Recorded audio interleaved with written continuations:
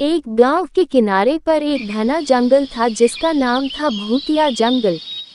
जंगल के अंदर का रास्ता इतना भयानक था कि सूरज की रोशनी भी वहां तक नहीं पहुंच पाती थी। गांव के लोग जंगल की कहानियों से डरते थे और जंगल की ओर जाने से बचते थे। कहा जाता था कि जंगल में एक बहुत पुरानी और जर्जर हवेली खड़ी थी, जिसमें एक राजा की आत्मा रहती थी। राजा अपनी मौत से कुछ ही दिन पहले आशीर्वाद प्राप्त करने के लिए उस हवेली में गया था, लेकिन वह वापस नहीं लौटा और उसकी आत्मा वहीं कैद हो गई। एक दिन गांव में एक साहसी युवक अर्जुन आया। उसने गांव वालों से जंगल के बारे में सुना और उसने ठान लिया कि वह रहस्य की पड़ताल करेगा। अर्जुन ने अपने कुछ साहसी दोस्तों को इकट्ठा किया और उन सभी ने मिलकर जंगल में प्रवेश किया। भूतिया जंगल की कहानी। जंगल में प्रवेश करते ही उन्हें भयानक आवाजें सुनाई देने लगी।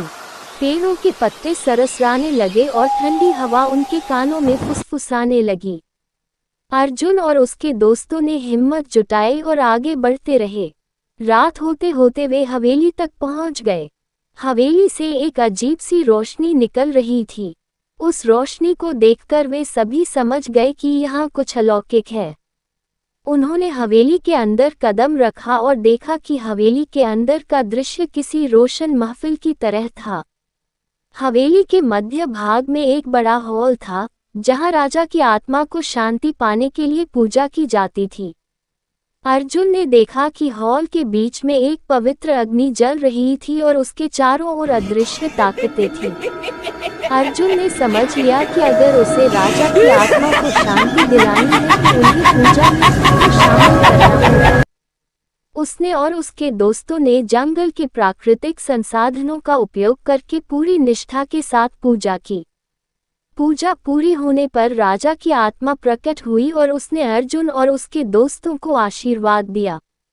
राजा की आत्मा मुक्त हुई और जैसे ही वह ऊपर आकाश की ओर बढ़ी, पूरे जंगल में एक अजीब सी शांति छा गई।